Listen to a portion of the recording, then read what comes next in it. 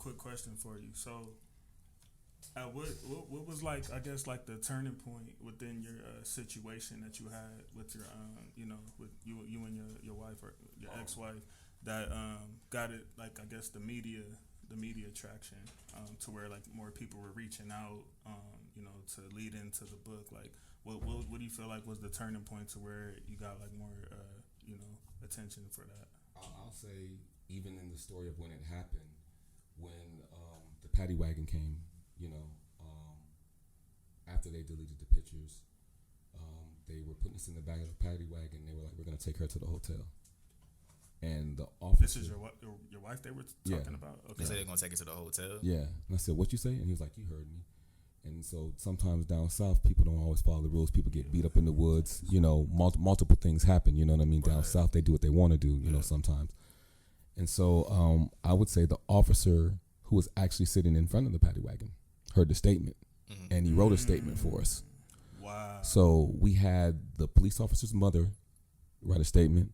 We had the officer in the paddy wagon write a statement. Quick question. When you said the police officer's mother, you talking about Ben Fields? No. I'm talking about remember I told you that my neighbor was a police officer? The black lady. Gotcha, okay. Her mother. So I think that was a turning point, because documentation beat conversation any day of the week. Another turning point was when we actually got booked, to walk in there in your military uniform, and how embarrassing that is, you know what I'm saying? Or to see other brothers there and they see you and they're like, wow, really? They're arresting soldiers too now? Right. To watch her get fingerprinted, was horrible, to sit there and for me to get fingerprinted. But another turning point was while we were getting assaulted by the police, this young lady, Jarrell's mother, she had stepped up in the middle of the situation. And she said, "What the hell are y'all doing to them? They haven't done anything wrong." And they pushed her and was like, "If you don't get your black back, you can go to jail with them too." Wow. So they was just full blown Rufus not caring the whole motion. Well, I mean, you see it in the lieutenant's video. Care for what? Right. Who's gonna stop me from what I'm doing? Even whether I know my body cam is on or not, I'm still gonna do what I do. So she was the young lady who picked us up. When we got on the bond, she picked us up. She took us to Moncrief Hospital. Okay. So that's why I mean, like, certain little turning points of people showing kindness and grace to help you in the situation. So when we got to the hospital, we got everything medically documented. I mean, the doctor was like, "Oh my God, open up the curtain and everything else to the door," because the mace was so heavy in our clothes that you could still smell it. You know what I mean? To check for the bruises and everything else that we had. Right. Another turning point was when I went to the military and I spoke to my first sergeant, and he was like, "Sorry, Martin, I understand. You've always been a good soldier. I know how it is. We're in South Carolina. Things happen or whatever else. You're good to go," right? I got a brand new first sergeant that came in. Her name was Penny Walls. And, sometimes when you are the new captain of the ship, you want to try to lay the law, you know what I mean, to show yourself worthy or whatever, especially if you want to call the military a male-dominated organization, you know what I mean? So no disrespect to any woman, because my mother's a first sergeant in the military, so I'm not trying to be derogatory towards females or anything like that, right? Because people try to take your words and make it mean what they want to mean. I mean, certain jobs are dominated by there's statistics to prove that. Right. So she blackballed me. She gave me Article 15s. She wouldn't let me get promoted. She tried to illegally send me to Korea. I got kicked out the hospital. So many different things where the Army turned their back on me. And I'm like, I'm not guilty. Right. I haven't done anything. But we know how society works. You are guilty until proven innocent. Right. And even when you're found innocent, you're still looked at as if you did something wrong. It's still going to be some type of guilt that comes with that or whatever else, because if I spill a tea on a white dress, the stain is still going to be there. You know what I mean? Right. People are going to still remember that. You know what I mean? So I started reaching out for help. My mother was a first sergeant. I was going through my divorce at the time because she felt like I couldn't protect her. We were young. There was a lot of stuff that was going on between us. I mean, how old were you when that happened? Like 22, 23. Damn, you know what I mean? Yeah. So we young. We don't. I know you don't look it. Oh, that's Noxema. But I'm just saying, like, we was mad young. You know what I'm saying? So I understand. You know what I mean? And shout out to her. You know what I'm saying, for her safety and her doing well. You know what I mean? Nothing but the best. For sure. But when you're that young and you just don't know, you just don't know. You know what I mean? And so I went out to the NAACP. I'm not talking about the main branch. I'm only talking about the South Carolina branch.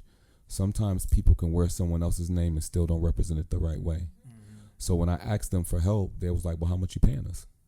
I say, "What? What you say?" I'm cool. I'm good. I reached out to the ACLU. I reached out to the Rainbow Push. I reached out to all these different organizations that were claiming they were going to help. Another turning point was when I reached out to the senator, Congressman Don Young in Alaska. He wrote a letter because the Army was trying to send me to Korea illegally. See, when you flag a soldier, according to the rules and regulations, they can't leave. They can't, go anywhere. So they flagged me for my court case, even though I wasn't guilty, even though I haven't done nothing done. They tried to send me to Korea wrongfully, and the fact that I was talking about it, hey, he keeps running his mouth. He's a problem. We got to get rid of this guy. You know what I mean? So the military, who I thought was like my brothers and sisters, turned their back on me, and it made me propose a question. As I see these things continue to happen, is the flag a lie? And what I mean by that is it claims to represent freedom, liberty, and justice for all, but I've never seen any of the three. Yeah, for us, for sure. And I've had ancestors before us, go to war and come back, and they have no place to stay. Right. They incorporated redlining, and we couldn't live in certain neighborhoods, and they pushed us into the hood. Or when we did create our own banks and we did create our own, it got bombed. Right. Like Wall Street, Rosewood, so all these different scenarios. So you can't say, why don't you create your own? Because when we did, you bombed it. And I feel like it's a flip, because sometimes we say no weapons, right? But when people take over Capitol buildings and other things and they take a stand, they have weapons. So it's an interesting twist or a mind game that's been played or whatever, Rush. You know what I mean? Right. So it makes me question things. Yeah, I love my country. I put my life on the line for 10 years. Of course I do. Of course I love America. Of course I love every color in the crayon box, because the truth is black people didn't free black people. Period. And some black people helped enslave black people. Some black people did sell black people. Let's all the way around. You know what I mean? But what I am saying is, like, it takes every single color, because when you look at Selma, all of us were standing together. And so if you look at the game that's kind of being played now, is black versus Asian. No, that's fake. That's cap. But if you can control the narrative, you can push that agenda, and you can make it seem as if it's supposed to be that way. You know what I mean? So we got to really pay attention to what's really actually happening and what's actually really being said and what we're really facing, because sometimes we're so emotional because we've been through so much that our emotions lead and we have clouded judgment. So the system, whoever built the system was a genius. Genius. Technically. You know what I mean? And I know that might sound crazy that I'm saying that. They are. I mean, based on the construction of everything, based on the success of everything, based on the perpetuation, the fact that it is so hard and has taken decades, if not at least maybe 1 century, to try to abolish or get rid of. It's 2021. They're pretty genius for that. And Jay-Z just said that in the freestyle too. He said it's a ruthless but genius plan, in fact. It's 2021. And we're still fighting this cycle. We're just living in the evolution of slavery. It just looks differently because we're still treated the same way in certain situations, because we can see other people from other races face the same situation where they steal cop cars, fight back, grab guns, grab tasers, walk down the street with rifles and everything else, and nothing happens. Storm the Capitol building, nothing happens. And the president even admitted it. That's what blew my mind when Joe Biden said that. He said his granddaughter, I think he said it was his granddaughter or his daughter, came up to him and said, if that was black people, that it would be a different outcome. Factual. They know not to do something like that. And to me, the honesty in that, but there's a threat in that too. Right. Because if you for sure ever tried something like this, it would be a bloodbath. Yeah, factual. I think it really goes back to the analogy you made earlier, which is we in a house. You feel me? We're in their house, and just listening to your story and just feeling like your emotion behind it and everything like that, and thinking just that whole situation and what you went through with your wife and all, with your ex-wife and everything like that, it reminds me of like anecdotes I've read of slavery and things like that, where and that's essentially what happened to black men, which is we were put in a position where we weren't able to protect ourselves, protect our women, protect our children, and it's just it's a cycle, like you said. It's going to continue and has continued for a couple hundred years, honestly, And I think the issue is we've remained in their house because we are in their house. That's why, as we all recognize, they can storm the Capitol building and nothing happens. They can kill cops in the process and nothing happens. But we know if we try to do that, they be like, yo, this not your house. What are you doing? Right. And I think that's really where we have to decide how long we gonna stay in the house. Like right. what was going on? Like what's the plan to get we gotta get our own house. If you got issues with somebody that owns the house, like if you living with your mom and y'all keep on bumping heads, time to go. I mean, if I want to go a little deeper, I mean, we kind of gave the house away because the Moors were here as well. You know what I mean? With our history and the things that we've owned. Mm-hmm. But, you know, I definitely want to just make sure I stay on the topic, you know what I mean, of the scenario. And so what happened to me, which was another change, was my mother moved in after I got divorced. You know, okay. I seen all my friends going to work. I ain't had no job. I seen all my people playing flag football. Were you discharged? I was honorably medically discharged from the military. Okay. But see, crazy. Now here's the crazy thing, right? I was a medical soldier, so when I went for my medical evaluation, the same people that I was writing congressionals against were the same people who did my medical evaluation. How are they gonna give me a fair evaluation? Right. Super biased because I'm writing congressionals against them. So was your discharge due to the incident, or were they due to the incident? Okay, got you. And so they tried to put me out the military with a 0% discharge, medical discharge, right? I wrote my mother. My mother was like, "This isn't happening like this." So we wrote the White House. We were writing everybody, right? Can you say what a 0% discharge? I was just about to say that. Okay, so let's say you get let's just use workers' comp, and you get paid a certain percentage, right. And the scale is between 0 and 100. Mm-hmm. So they tried to put me out the Army with nothing. Right, absolutely nothing. And then when my mother helped me fight, we went to the general's office, and then I wind up getting a 70% discharge, right? Ain't that a difference? So then you do your 6 month evaluation, and they dropped me back down to 30%.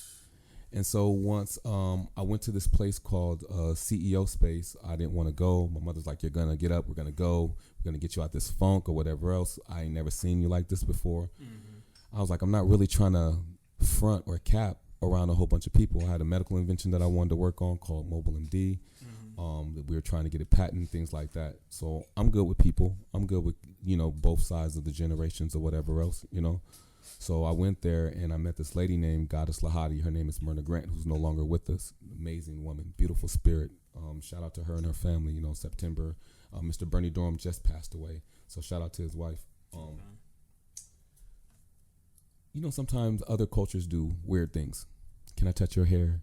You know, things like that. So this lady, she just walks up to me and she touches me on my stomach. The hell? Mm-hmm. In my mind, because I don't want to be disrespectful to someone who's older than me. And then she touches me on my forehead. And then she looks at me and she's like, "You don't know who you are, do you?" I said, "Excuse me." What you say? She said, "You got to give birth to that." And that's a different type of conversation that I ain't never had before. That's a whole nother type of conversation. Right? So I'm trying to see where this young lady is going, because I'm in my mind, I think she's crazy.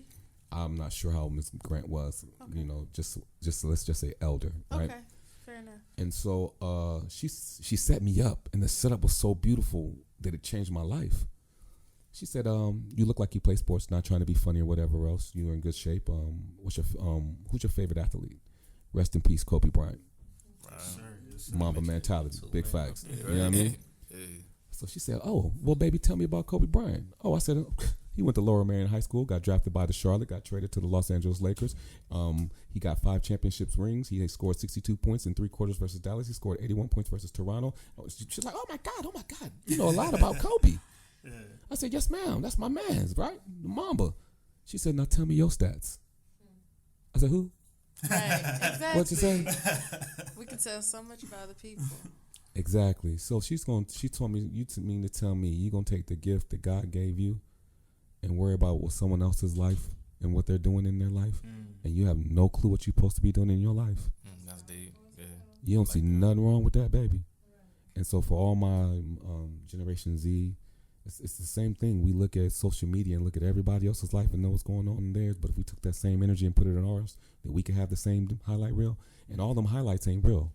Exactly. People put out what they want you to perceive about them, not what they're really going through.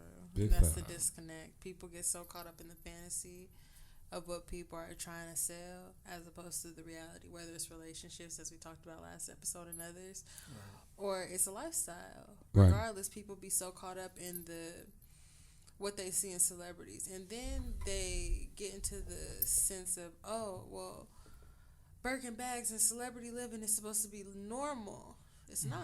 It's not normal, and that's not necessary to be happy, fulfilled, or satisfied in life. No. However, people are so used to chasing the fantasy and the stacks and the hustling and the fast money, despite seeing how it gets people killed and despite seeing how it can negatively impact somebody's life outside of the pros that come with it. It's fast gratification, not longevity when it comes to actual gains and wealth and status. That's a big disconnect these days. You know, shout out to Ye. I think he said it best, that they made us hate ourselves and love their wealth. You know, shout out to Kanye, man. I don't agree with everything he do. I don't know. I ain't gonna say.